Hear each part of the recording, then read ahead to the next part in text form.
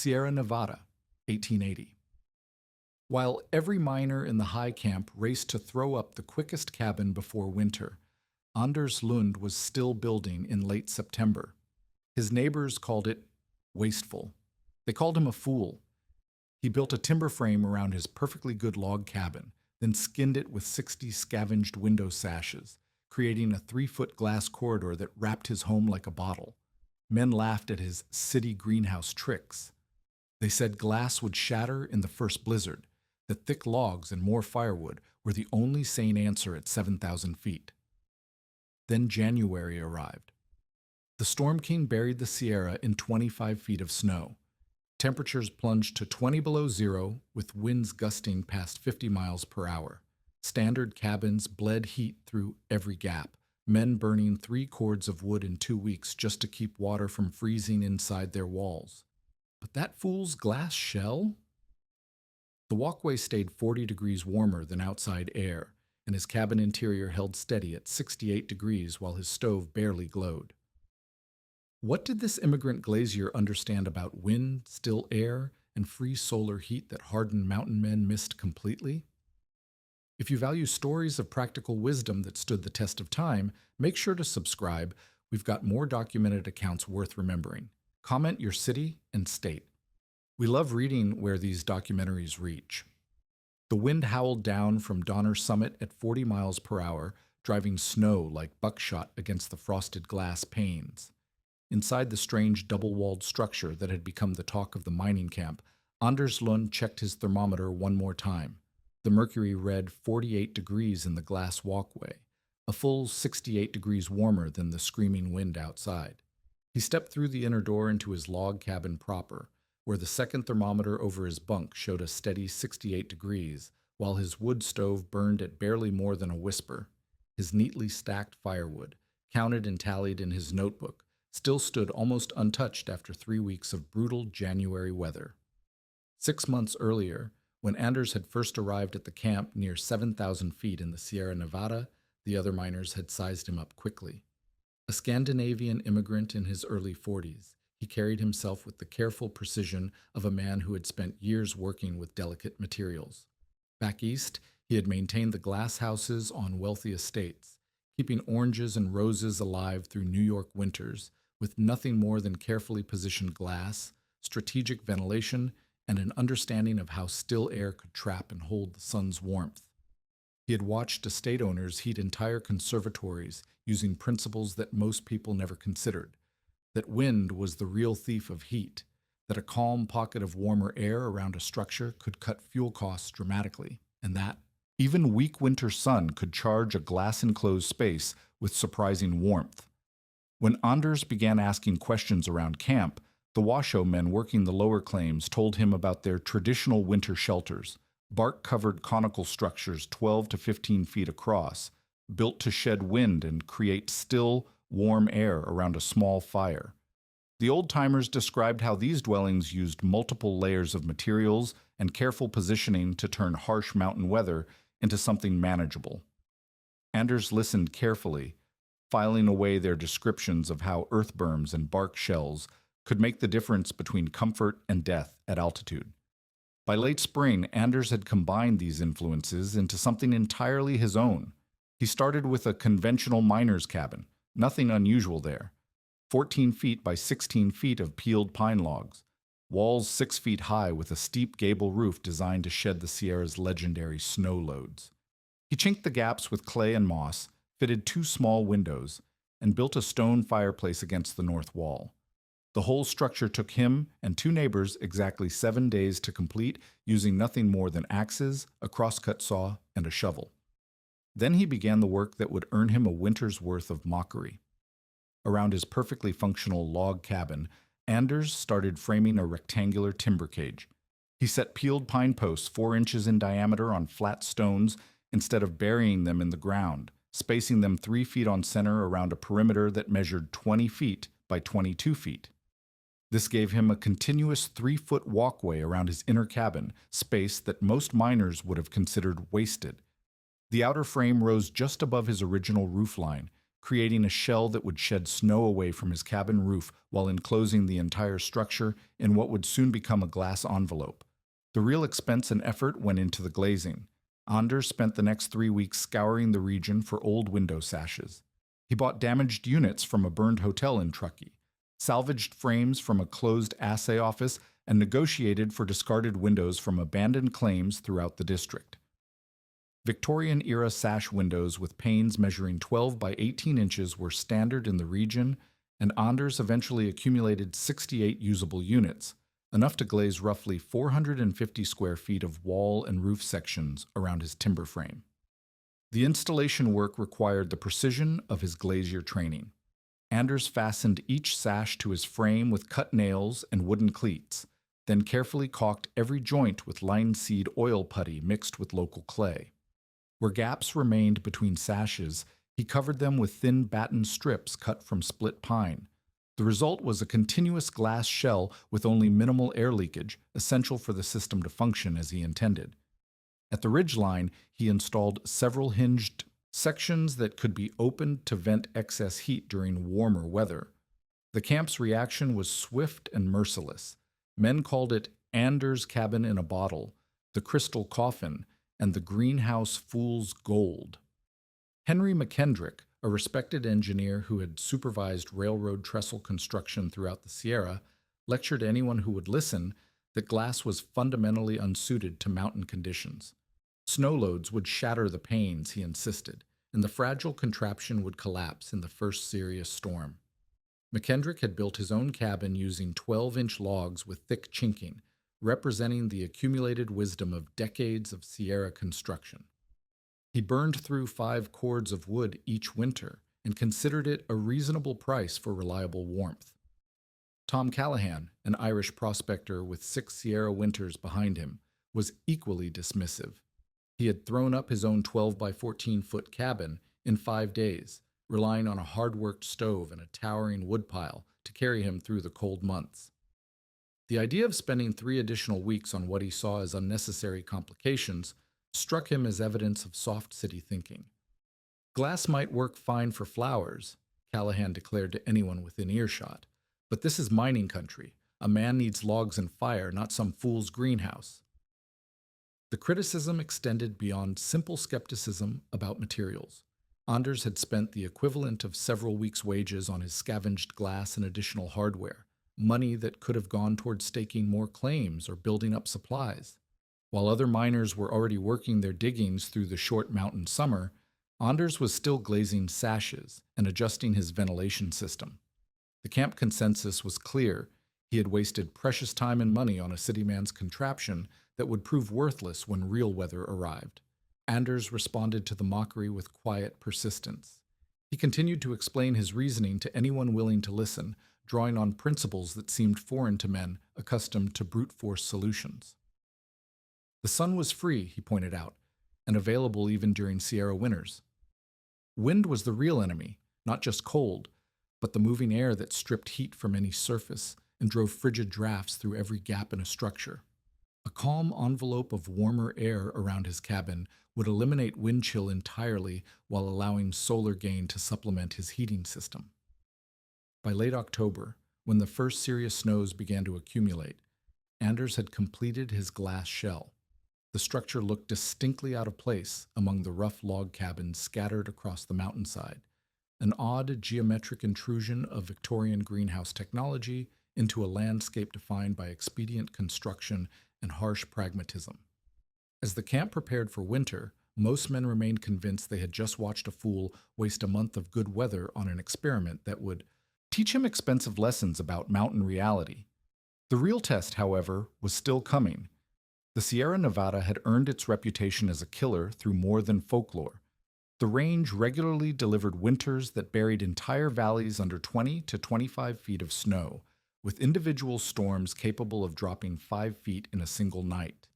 Temperature records from Donner Summit showed nighttime lows reaching 30 to 35 degrees below zero during the worst cold snaps, often accompanied by winds that transformed the already brutal cold into something that could kill exposed skin in minutes. The Donner Party had learned this lesson permanently just 34 years earlier, trapped in these same mountains when early winter storms made travel impossible and inadequate shelter proved fatal.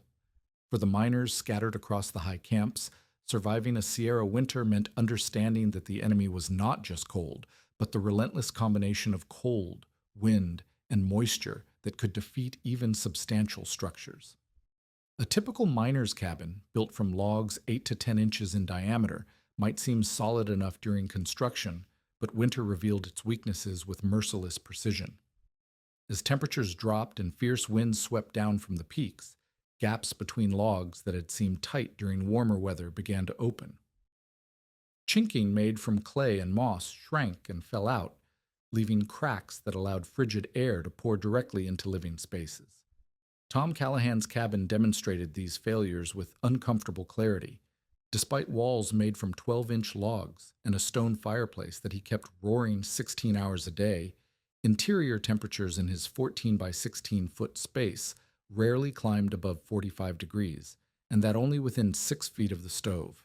The single window, measuring just 2 feet by 3 feet, collected so much frost on its inner surface that it admitted virtually no light during the coldest periods. At night, when he banked his fire to conserve wood, temperatures inside dropped to within 5 degrees of freezing, leaving him to wake with ice in his water bucket and his breath visible in the dim lamplight. The physics working against Callahan were straightforward but relentless. Heat loss occurred through 3 primary mechanisms, and conventional cabin construction was vulnerable to all of them. Conduction carried warmth directly through the log walls to the frigid air outside.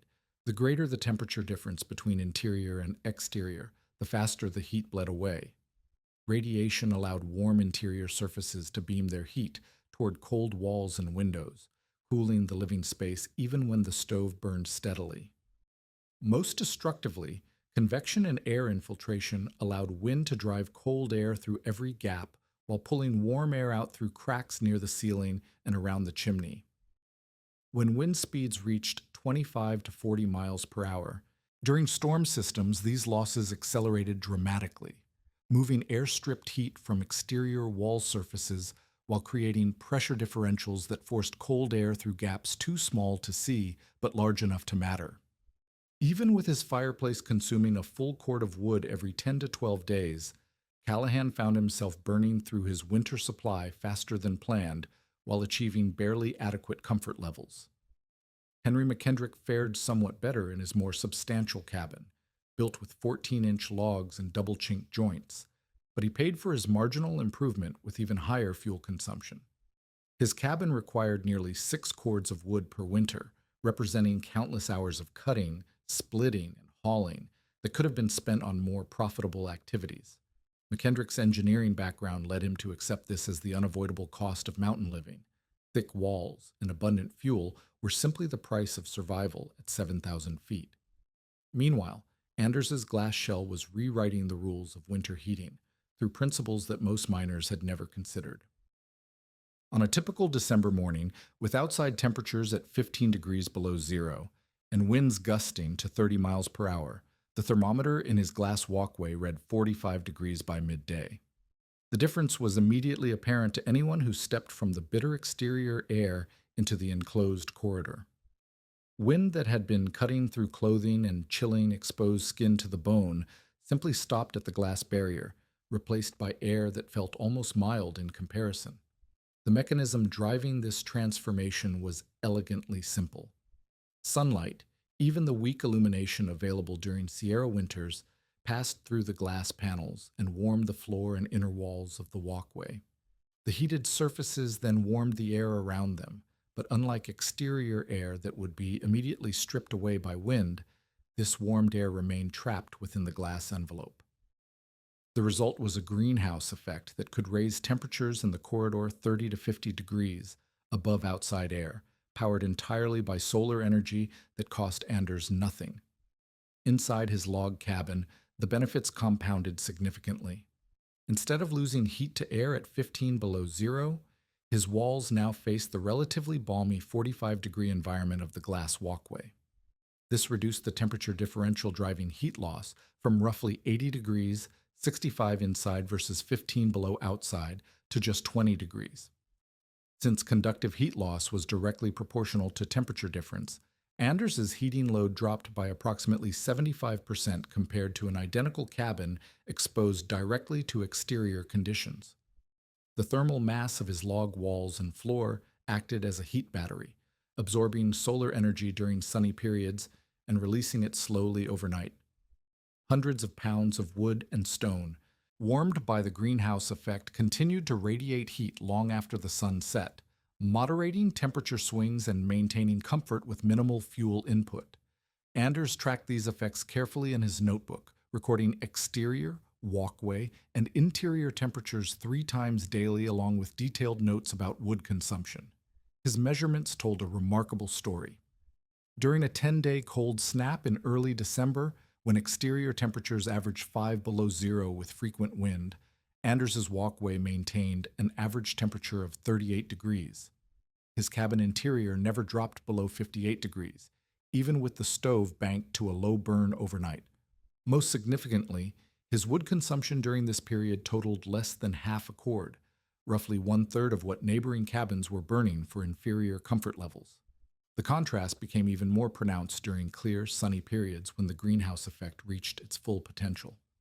On a bright January day with outside air at 8 degrees, Anders recorded a walkway temperature of 52 degrees and found his cabin interior warm enough that he could work comfortably in shirt sleeves. Meanwhile, Tom Callahan was feeding his stove constantly just to maintain temperatures that required heavy clothing indoors. These performance differences were not lost on the camp's more observant residents. Jacob Herrera, whose background in ranch construction had given him appreciation for hybrid building techniques, began paying close attention to the glass-wrapped cabin during his daily rounds. He noted how snow seemed to slide off the angled glass surfaces, rather than accumulating in problematic drifts, how the structure shed wind without the creaking and groaning that characterized conventional cabins during storms, and most importantly, how little smoke emerged from Anders's chimney compared to other cabins in the district. By mid-December, even the skeptics were beginning to notice patterns that challenged their assumptions about mountain construction. The strange glass shell that had provoked so much mockery was clearly performing in ways that conventional wisdom said should be impossible, setting the stage for a more dramatic test that was already building in the storm systems approaching from the Pacific. The storm system that approached the Sierra Nevada in mid-January of 1881 would later be recorded as one of the most severe in the range's documented history. Weather observers at Donner's summit noted barometric pressure dropping precipitously over 36 hours, accompanied by temperature readings that plunged from 20 degrees above zero to 18 below in less than a day. When the system finally struck, it delivered everything the mountains were capable of: sustained winds exceeding 50 miles per hour, horizontal snow that reduced visibility to arm's length, and accumulations that would eventually total 43 inches in the first 72 hours alone. The mining camp, scattered across exposed ridges at 7,000 feet, found itself directly in the storm's path with no natural windbreaks to moderate its fury. Men who had experienced previous Sierra winters recognized the signs immediately. This was not ordinary mountain weather, but the kind of event that separated adequate preparation from fatal miscalculation. The storm struck without the gradual buildup that usually allowed final preparations, trapping everyone with whatever shelter and supplies they had managed to accumulate by mid-January. Tom Callahan felt the first real bite of the crisis on the second night, when wind-driven snow began finding every weakness in his cabin's construction. Despite chinking that had seemed adequate during milder weather, the sustained pressure of 50-mile-per-hour gusts drove powder through cracks he had never noticed, creating small drifts on his floor even with doors and windows tightly closed. His stone fireplace, which had provided reliable heat through earlier cold snaps, struggled against the downdrafts created by the screaming wind above his chimney. Keeping a steady fire required constant attention, as gusts periodically filled his cabin with smoke, forcing him to choose between warmth and breathable air. By the fourth day, with exterior temperatures holding steady at 22 below zero and showing no signs of moderating, Callahan's situation had deteriorated significantly. His interior thermometer, positioned 6 feet from the fireplace, read 31 degrees despite burning wood at a rate that was consuming his winter supply with alarming speed.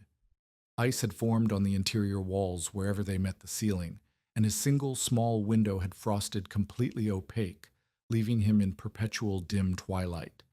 Most critically, his remaining wood supply, carefully calculated to last until spring, was disappearing at nearly double his projected rate, threatening to leave him without fuel if the severe weather continued much longer. The physical toll of fighting such conditions showed immediately. Callahan found himself unable to generate body heat faster than his cabin was losing it to the wind and cold. Even sitting within 3 feet of his fireplace while wearing every piece of clothing he owned, he could not stop shivering.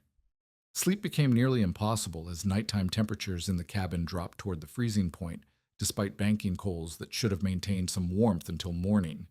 His hands showed the white patches of early frostbite, and his feet had lost feeling entirely during the longest, coldest nights. Henry McKendrick's more substantial cabin provided only marginal improvement despite its 14-inch log walls and superior construction. His interior temperatures held closer to 38 degrees during the worst periods, but achieving even this minimal comfort required feeding his fireplace continuously, a task that left him exhausted and still consumed wood at an unsustainable rate. The engineering principles he trusted, thick structural mass and abundant fuel, were proving inadequate against the sustained assault of wind and extreme cold working together. Meanwhile, the glass shell that had earned so much ridicule was demonstrating performance that defied every prediction made by the camp's conventional wisdom. During the height of the storm, when exterior conditions reached their most brutal extremes, Anders's walkway thermometer registered 28 degrees, a full 50 degrees warmer than the screaming wind just inches away beyond the glass barrier. Even without direct sunlight, which was largely blocked by the storm clouds, the enclosed airspace maintained temperatures well above the lethal zone simply by eliminating wind chill and retaining the modest heat that leaked outward from the inner cabin walls. The thermal dynamics protecting Anders became most apparent during brief breaks in the cloud cover, when even filtered winter sunlight could drive walkway temperatures up to 42 degrees, while exterior air remained locked in the sub-zero range. These solar gains, captured and held within the glass envelope, provided heating energy that cost nothing while neighboring cabins burned through their wood supplies at crisis rates. The massive thermal mass of his log walls and floor absorbed this free energy during sunny periods and released it gradually overnight, smoothing out temperature extremes and maintaining livable conditions with minimal fuel input. Anders's careful record-keeping during the crisis documented performance that seemed almost impossible to men struggling with conventional heating methods. Over the storm's worst 2-week period, his exterior thermometer recorded an average temperature of negative 14 degrees with wind chills reaching lethal levels. His walkway averaged 31 degrees during the same period, while his cabin interior never dropped below 54 degrees. Most remarkably, his total wood consumption for these 2 weeks measured just over 1 cord, approximately 1/3 of what Tom Callahan burned during the same period, while achieving interior temperatures that barely prevented freezing. The contrast in fuel efficiency became even more striking when weather observers later calculated the heating load imposed by the record-breaking conditions. Conventional cabins were fighting temperature differentials of 80 to 90 degrees between desired interior warmth and exterior cold, while Anders's walls faced differentials of only 20 to 25 degrees, thanks to the buffer zone created by his glass envelope. Since heat loss increased proportionally with temperature difference, his heating requirements remained manageable even when neighboring structures were losing the battle against the elements. The storm's persistence, 7 days of sustained wind and snow followed by another week of extreme cold, pushed every heating system in the camp toward its breaking point. Cabins that had seemed adequate during normal winter weather revealed their fundamental vulnerabilities when tested by conditions that meteorologists would later classify as once-in-a-decade severity. Men who had mocked the glass shell during its construction began to notice details that their earlier confidence had prevented them from seeing. The minimal smoke emerging from Anders's chimney, despite brutal conditions, the absence of creaking and groaning that characterized wind-stressed log structures, and most tellingly, the steady stream of visitors who began appearing at his door as their own shelters failed to provide adequate protection. The crisis was far from over, but it had already begun reshaping opinions about mountain construction in ways that conventional wisdom had never anticipated.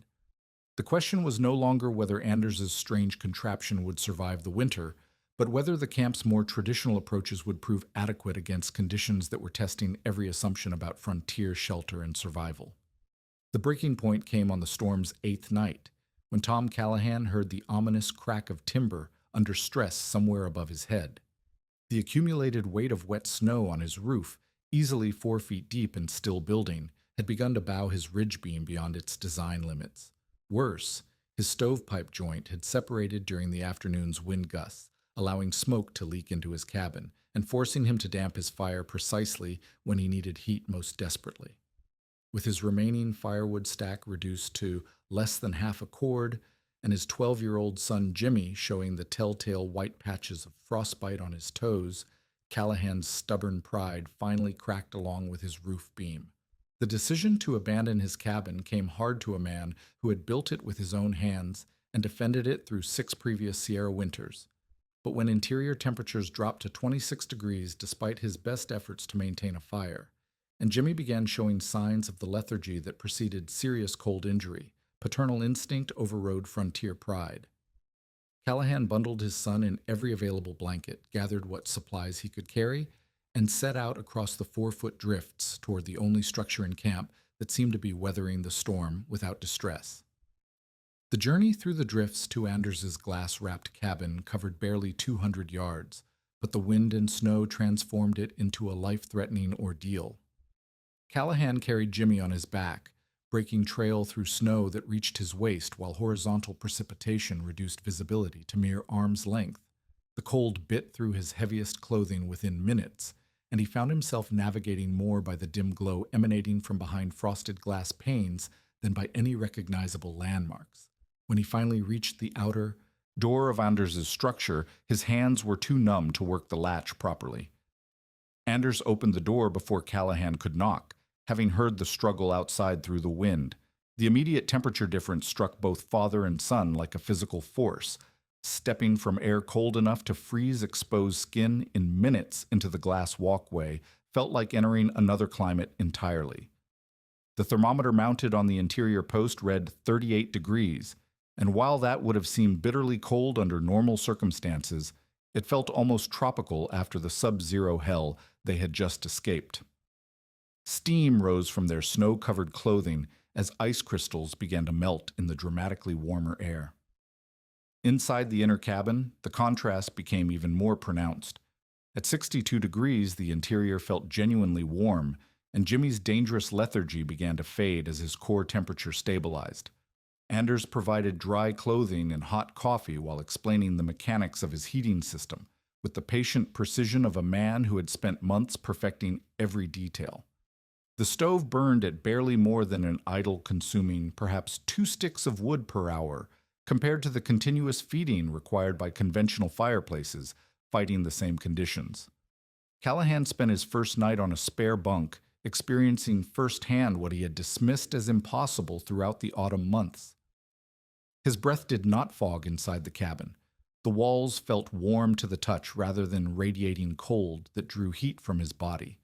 Most remarkably, he could sleep comfortably under a single blanket, while his own cabin, just 200 yards away, was barely maintaining temperatures above freezing despite burning wood at an unsustainable rate. Over the following days, as the storm continued its assault, Anders walked his unexpected guests through the principles that made his system work. The glass shell, he explained, eliminated the wind that had been stripping heat from conventional cabin walls at catastrophic rates. Even when no sun was visible through the storm clouds, the enclosed airspace maintained temperatures 30 to 40 degrees warmer than the exterior simply by creating a still air buffer zone around the inner structure. When brief breaks in the clouds allowed even filtered sunlight to penetrate, the walkway temperatures could spike another 10 to 15 degrees, providing free heating energy that accumulated in the thermal mass of the logs and floor. The technical explanation carried more weight now that Callahan was experiencing the results directly. Anders showed him the 3 thermometers he had installed: exterior, walkway, and interior, along with his notebook documenting daily readings and wood consumption throughout the winter. The data told a story that contradicted every assumption about mountain heating. During the current crisis, while neighboring cabins were burning 3 to 4 cords per month, Anders had consumed less than 2 cords total since December, achieving superior comfort levels with roughly one-third the fuel input.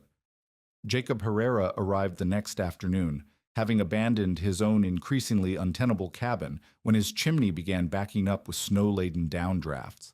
Like Callahan, he found himself reassessing fundamental assumptions about construction and heating as he experienced the glass shell's performance during the worst conditions the Sierra could deliver. The Mexican California rancher's background had given him familiarity with adobe construction and attached ramadas that created microclimates around living spaces. But he had never seen these principles applied with such precision to mountain conditions. Word of the refuge spread quietly through the camp as other miners faced similar crises. Henry McKendrick arrived on the storm's 11th day, his engineering pride finally overcome by the practical reality that his substantial cabin was losing the battle against sustained extreme conditions. He had burned through nearly 2 cords in 10 days while achieving interior temperatures that threatened hypothermia during the coldest nights. The theoretical superiority of thick log construction was proving irrelevant when wind could drive cold air through inevitable gaps while stripping heat from exterior surfaces faster than any reasonable amount of fuel could replace it. The glass walkway served as more than just a temperature buffer. It became a communal space where practical knowledge was shared and conventional wisdom quietly revised. Men who had spent decades in mountain construction found themselves asking questions they had never considered. How much heat was actually lost to wind versus conduction? Why had no one thought to create protected microclimates around structures before? What other principles from greenhouse and native construction might apply to frontier building? Anders answered these questions with the methodical precision of someone who had thought through every aspect of his system. He had calculated approximate heat losses, measured temperature differentials under various conditions, and documented fuel savings that were now proving life-saving rather than merely economical. More importantly, he had demonstrated that innovation did not require abandoning proven methods. His log cabin remained conventional in every respect except for the glass envelope that transformed its thermal performance. The transformation in camp attitudes was subtle but unmistakable. Men who had openly ridiculed the cabin in a bottle now asked detailed questions about sash installation, frame construction, and glazing techniques. The mockery had not turned into praise. Frontier pride prevented such dramatic reversals, but it had evolved into something more valuable. Genuine curiosity about methods that had proven themselves under conditions that tested every other approach to its limits. As the storm finally began to moderate after 2 weeks of sustained fury, the glass shell had sheltered nearly half the camp's population at various times, proving that Anders's experiment had succeeded beyond even his own expectations. The question now was whether this success would influence future construction in a region where traditional methods had just demonstrated their fundamental limitations. When spring finally released its grip on the Sierra Nevada, the mining camp that emerged from the snow bore little resemblance to the one that had entered winter. The great storm had claimed 2 cabins entirely. Roofs collapsed under snow loads that exceeded their builders' calculations, while damaging nearly every other structure in ways that would require extensive summer repairs. But more significant than the physical damage was the quiet revolution in thinking that had taken root during those brutal weeks when conventional wisdom had proven inadequate and Anders's glass shell had provided refuge for half the camp's population. Jacob Herrera was the first to act on the lessons learned during his stay in the glass walkway. By June, he had begun construction of his own modified version, scaling the concept to match his resources and building skills. Rather than attempting a full envelope around his existing 16 by 20 foot cabin, Herrera focused on the south-facing wall where solar gain would be most effective. He built a lean-to structure 12 feet deep and running the full 20-foot length of his cabin, framing it with pine posts and salvaged lumber before glazing it with 18 window sashes purchased from the same sources Anders had used the previous year. The results justified Herrera's investment immediately. His glass-roofed lean-to, which he used as both workshop and supplementary living space, maintain temperatures 15 to 20 degrees warmer than exterior air during winter days, while providing a buffer zone that dramatically reduced heat loss through his cabin's south wall. More practically, the enclosed space served as a drying room for wet clothing and equipment, a function that proved invaluable during the Sierra's long, damp winters. By his calculations, the addition reduced his heating fuel requirements by roughly 30% while increasing his usable living space significantly. Tom Callahan's adaptation took a different approach, reflecting both his limited resources and his hard-won understanding of wind as the primary enemy of mountain heating. Rather than investing in substantial amounts of glass, Callahan built what he called a storm shed along the north and west walls of his rebuilt cabin, essentially an unheated but wind-tight lean-to that created a dead airspace between his living quarters and the prevailing winter winds. The structure cost him only rough lumber and his own labor, but it eliminated the infiltration that had made his original cabin nearly uninhabitable during severe weather. The storm shed concept spread rapidly through the camp because it required no specialized materials or skills beyond basic carpentry. Within 2 seasons, variations of Callahan's design appeared on nearly every cabin in the district. Some miners built simple board and batten sheds, while others used canvas or salvaged materials to create windbreaks that served the same function. The common element was recognition that creating protected microclimates around living spaces could dramatically improve comfort and reduce fuel consumption without requiring the investment in glass that made Anders's system initially seem impractical. Henry McKendrick's engineering background led him toward more systematic applications of the thermal envelope principle. After studying Anders's temperature records and conducting his own measurements during the following winter, McKendrick began incorporating double-wall construction into the mine buildings and worker housing that his company erected throughout the region. His designs featured conventional log or frame construction surrounded by unheated but wind-tight outer shells, creating continuous airspaces that moderated temperature extremes while reducing fuel costs for the mining operations. The adoption of envelope construction spread beyond individual innovation to become recognized frontier practice within 5 years of Anders's original experiment. Homesteaders throughout the Sierra foothills began adding attached greenhouses and sunrooms to their farmhouses, using increasingly affordable factory glass to create heated spaces that extended growing seasons while reducing heating loads on their main dwellings.